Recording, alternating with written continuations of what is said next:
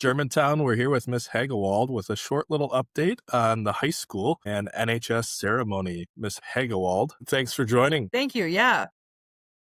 How would you describe last night's NHS ceremony to somebody who was not able to attend? It's a really great, elegant way to honor students who are academically achieving and excelling, while also serving our Germantown community. So we were in the PAC, which is a beautiful, beautiful theater that we have. It was a very mood lighting and some Beethoven playing in the background. Heather, our PAC director, really set the tone for how important this is. It was a really nice aesthetic to honoring such a prestigious award. And for those listening that aren't familiar, we do have a performing arts center, as Miss Hegewald mentioned. Certainly check it out. There's lots of talent in this community. What stood out to you most about the atmosphere and the crowd? The excitement and the pride, not only with the students, but also with the families as well.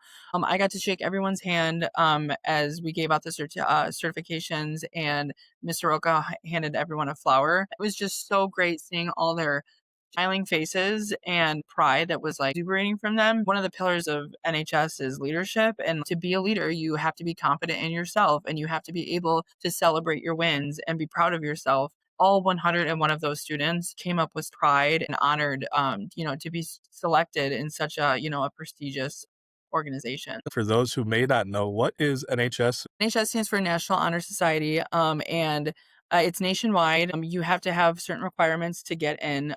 So Mrs. Soroka and I, who is one of our English teachers here, her and I are the new advisors this year.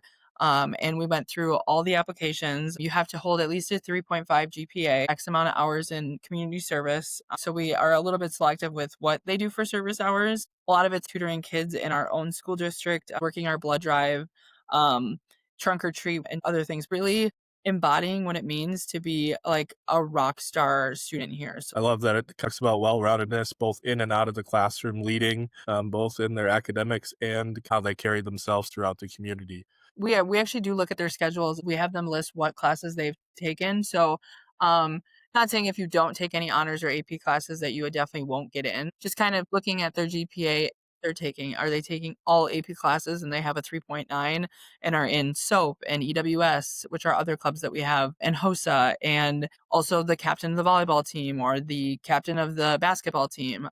Really looking at what it means to be a stellar scholar and being able to take on a lot and maintaining that really good identity here as a really great student for our community. Well, thank you for your leadership and the other advisors on preparing students not only for the day, but also successful futures.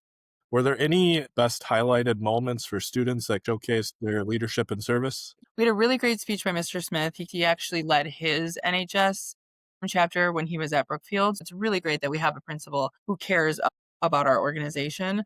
And then Mr. Reuter talked, and he had a really awesome speech too that recognized how proud these kids should be of themselves, and how it's one of his favorite nights of the year. Sometimes kids can go 12 years and not know who their superintendent is. Both him and Mr. Smith being there speaking, that meant a lot to our kids, and it meant a lot to the parents to not only have one of them, but both of them come talk about like how just proud they are of this entire group of kids. And another thing that was really great was we have 4 seniors who are on the executive board. Each got a pillar and they all talked about them. And their speeches, they almost give you goosebumps because it's peers to peers. The top 4 giving their highest regards to these incoming juniors who are going to be a part of this, and then also take that torch in a couple months and be seniors and then be the top leaders of our school. So it was just really cool. I think the speeches, they really all nailed them on the head and how prideful everyone should be that was in there celebrating. Really appreciate both Mr. Smith and Superintendent Reuter for being a part of it. But I also heard that they were not alone in wonderful speeches. You had quite the closing remarks. Yeah, thanks. I really love it here. I really do. This is only my second year teaching. I didn't start teaching until I was 30. I had a complete career change that I didn't know I was going to do. And kind of how life works. And I got the job here under Mr. Smith, and I love coming to work every single day. And to me, it's not even a job, which I know is so cheesy. These kids make this school, and we have a really great administration. Dr. Rhoda does a really great job as a superintendent. Mr. Smith, Mr. Rooney, and Mrs. Fisher, they run a really great ship up in the front office. I'm also very fortunate because I'm a family consumer science teacher. So I teach the really fun elective classes. I teach interior design and childcare and foods one, and I run our co-op program. I'm so big on teachable moments because We all come from different backgrounds and we all have different things going on.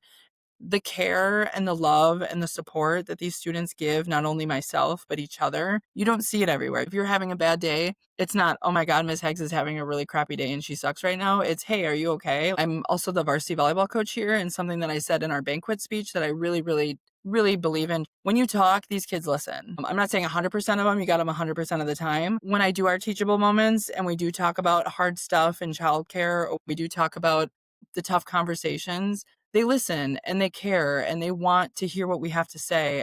They do take a 30-something-year-old who's been through life a little bit and like, hey, okay, maybe we don't come from the same background, but I'm going to listen to what she says because I'm sure at some point in my life, I'm going to maybe have to use this just a little bit. I want kids to know they are heard and they are welcome and they have somewhere to go if they don't think anyone understands them.